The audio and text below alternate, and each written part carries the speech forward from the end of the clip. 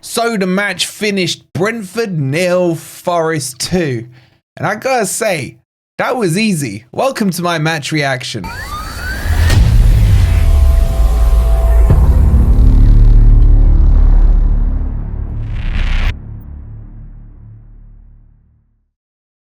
Good morning, good evening, or good night. Hope you guys are doing well, and welcome back to the top of the table, where Forest are still fourth. Yes, unbelievable. Forest will go into Christmas guaranteed to be in fourth place. Spurs coming up. Brentford's home record in their car park at Chelsea has gone. Everything is very rosy. If you're enjoying the content, please don't forget to hit that like button. Make sure you subscribe to Forest Fan TV. And actually, while you're at it, if you could do me a massive favour and subscribe to our second channel, the Footy Network, which covers all Premier League stuff, predictions. I do my predictions weekly on there for the games ahead. The link is in the comments or in the description, or you can scan the QR code. Thank you to everyone who's subscribed there already. Okay, let's get into this. And I feel like I could just sit here and just smile and say nothing. And you guys watching back, you'd just be sitting there and smiling because Forest are back. We are where we belong, man. I'm getting feelings again in 94, man. Oh, the good old days. But we ain't got Collymore in this team, but it doesn't matter because we've got Nuno, and that's where I want to start. Let's just be real here, right? Let's talk about Nuno for a second. He's come into Forest and, you know, there was a majority still of the fan base that would have quite happily stuck with Cooper, and Nuno coming in as the new guy had to win those fans over. And if you look at it objectively, last season finishing 17th, PSR, deductions, VAR all over the place, all these things are just adding up to a really bad formula. And we just saw what Nuno did in the summer. I almost feel like Nuno took control of the clubs. Obviously, Marinakis and the rest of the guys behind the scenes are doing their thing. They've been able to streamline everything, and everything's, you know, feeling hunky-dory both on and off the pitch. But as fans, what we care about is what's happening on the pitch. And that's come from the way Nuno's trimmed the fat on the squad. Got a tightly knitted squad. They're watching an interview with Morgan Gibbs-White this week where he was talking about this is the best squad atmosphere he's ever played in. Okay, granted, he grew up most of his time at Wolves, but he was out on loan at certain other clubs in the Championship. One of those we won't even name. So it's clear that what's going off the pitch is affecting what's going on the pitch. And you almost feel like the players are coming into training with a smile on their face, trying to outdo each other. You know, there's all that kind of stuff going on. And I think that's all down to Nuno. And I do think the turning point for Nuno, with some of the fan base that was still maybe on the fence with him, was obviously that Liverpool game. But this one against Brentford for me felt bigger because it felt expected. That's probably the best word I can use for it. I know that sentence doesn't really make sense or isn't grammatically correct, but I went into that game expecting Forest to win. Obviously, I still said my 0-0 thing because it's been working. But as I said on my preview video, I'll say 0-0, but I thought it'd be something like 3-1. And that second half for me was the most comfortable I've felt in years watching a Forest match. It really is. Normally you're like, okay, come on Forest, just get on with doing the Forest thing. Just do it early on so you're not going to break my heart last minute or anything like that. And it was just so composed and so perfect. And I thought the team selection was bang on. The substitutions were exactly on time. The goals came at a good time as well. They were well worked, designed from within the formation as well, especially that first goal.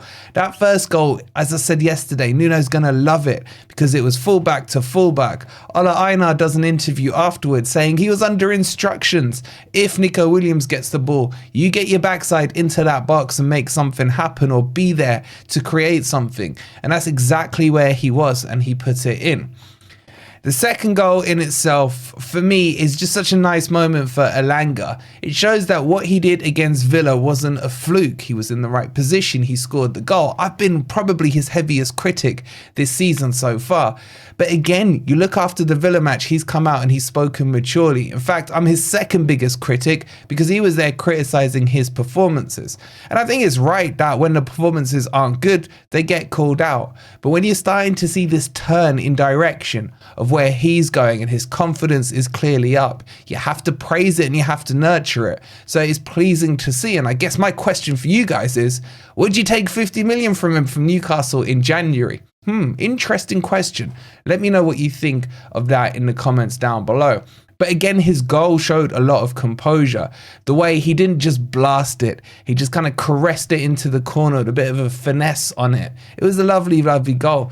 Everything about yesterday was perfect. Foamgate is now behind us. Clearly, Brentford can't beat Forest without cheating, without Ivan Toney there wiping away the foam and what have you. And I thought Thomas Frank spoke really poorly after the match. He talked like he felt they controlled the game, that defensively they were really good, that had this game been played again, they probably would have won it. What game were you watching, mate? Seriously. So I'm very happy. But there are now noises about Forest. We're starting to be talked about in mainstream media, Talk Sport, all the other outlets and everything. And are Forest set for European football next season? Are Forest in a title race, some are saying? Are Forest in a top 4 race? What are your current expectations? Have they changed from the start of the season? I guess an interesting question to ask you guys is, now that Forest have basically pulled on last year's tally, we're 1 point behind. I think we ended up on 32 last season after the PSR deduction. So relegation can't be an issue. So those of you who are fearing relegation, it's pretty much impossible now for Forest to go down. Would you now be disappointed if Forest don't end up in Europe? And, you know, as always on here, you are free to answer it how you're feeling. If you would still be happy with 17th and just give me another season in the Premier League, cool. It's your prerogative. Or now, because we've tasted that feeling, we've been within that top 6 pretty much most of the season so far. And they're still talking about this excellent start to Forest season. When does an excellent start change from a start to the middle of the season to the end of the season? I still don't think the media are fully ready to accept that Forest are back, but I am. And I will say, if Forest don't get Europe from the position we put ourselves in, I will be disappointed.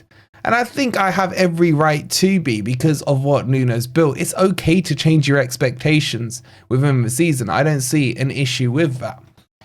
But these next couple of games are huge. Forest are in this set of games of 5 that I've been looking at here, where we haven't beat at all since we've been back the teams we are playing. Started with Villa. We beat them. That's the first time we've beat them since we've come back up. Just played Brentford. We've beaten them. That's another box ticked.